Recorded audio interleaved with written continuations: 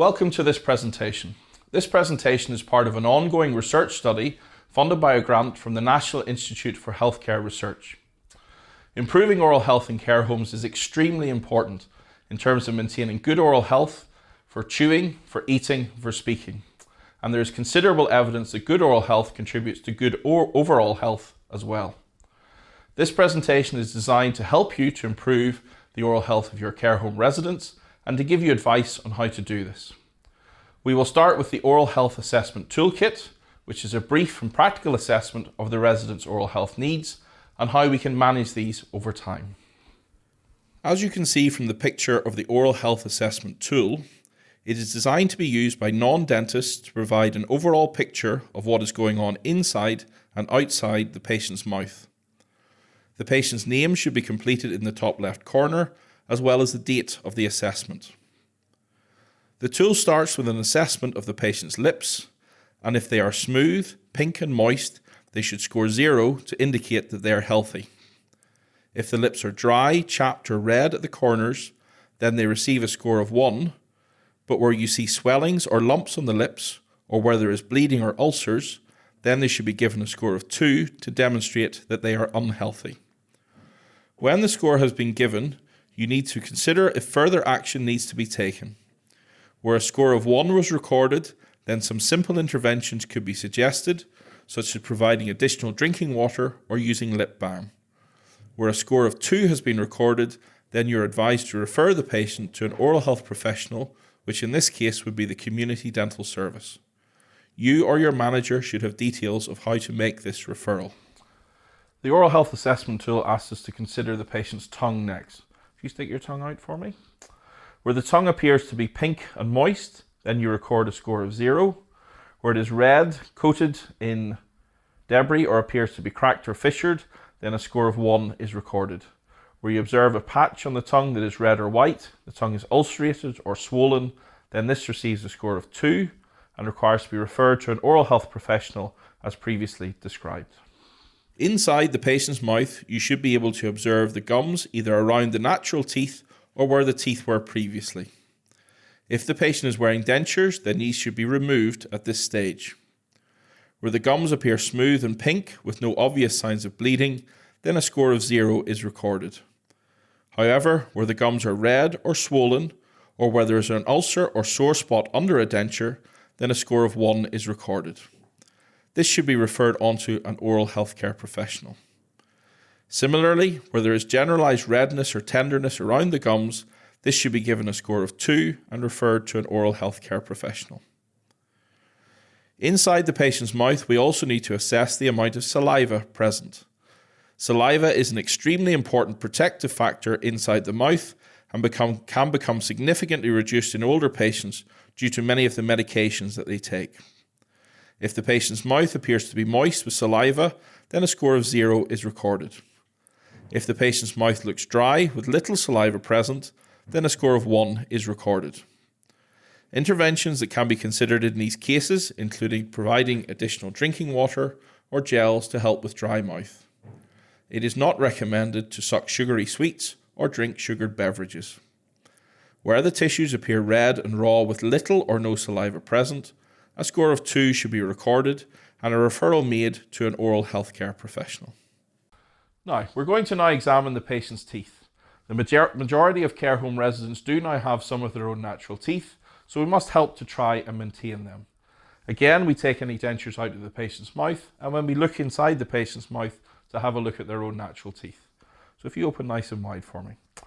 If the patient has some of their own natural teeth, then we tick the Y box on the form, and if they do not, we tick the N box. Where there are no decayed or broken teeth in the patient's mouth, then a score of 0 is recorded on the form. Where there are 1 to 3 decayed or broken teeth in the patient's mouth, then we record a score of 1, and 2 is recorded when we have 4 or more decayed or broken teeth. We need to make a referral to a healthcare professional where we record a score of 1 or 2 in this particular category. We can also examine the patient's dentures if they wear any. If the patient does wear dentures, then tick the Y box on the form, or if they do not, then tick the N box. The patient's name should be written on their dentures. If the dentures have no broken or sharp areas and the resident wears them regularly, then a score of 0 is recorded. If there is one broken area on the denture or no name present, then a score of 1 is recorded. Where teeth are missing from the denture or it fits very poorly, then a score of 2 is recorded and the patient should be referred onto an oral healthcare professional. Having looked inside the patient's mouth, we should be able to judge their overall level of oral cleanliness. Where the mouth is generally clean with no food on the teeth or dentures, then a score of 0 is recorded. Where there are food particles in 1 or 2 areas of the mouth or on the dentures, then a score of 1 is recorded. However, where food particles or debris are seen in most areas of the mouth or on the dentures, then a score of 2 is recorded. This should also then mean a referral onto an oral healthcare professional. Finally, we would like to record if the patient is experiencing any dental pain. If there are no signs of pain or discomfort, then a score of 0 is recorded. Where there are verbal or behavioural signs of pain, such as pulling or rubbing of the face or avoiding eating, then a score of 1 is recorded. This should be referred on to an oral healthcare professional. Where there are also clear physical signs of pain, including broken teeth, ulcers or swellings, then a score of 2 is recorded. Again, this should be referred onto an oral healthcare professional for follow-up. This completes the oral health assessment tool for non-dental professionals. As we've seen, certain scores require an onward referral to a dentist. Whilst this is being organised, it is important that you complete an oral hygiene care plan and start oral hygiene care interventions for the resident. For this, you need to complete the personal oral care plan. Here you find out from the resident what their preferences are for their oral health care. If you have scored 2 or above in any of the sections on the oral health assessment tool, you need to tick the specialist intervention required box.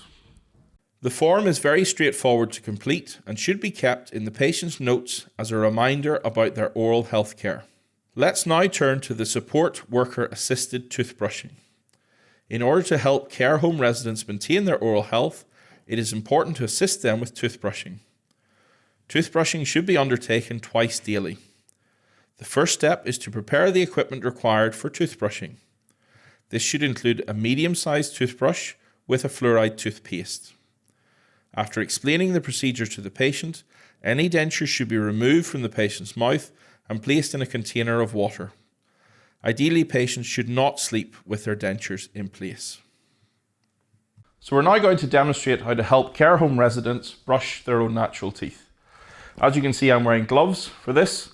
We have a medium-sized toothbrush and some fluoride toothpaste on that toothbrush. I think it's a good idea to stand in front of the patient like this and approach them in this way. So if you open up nice and wide for me.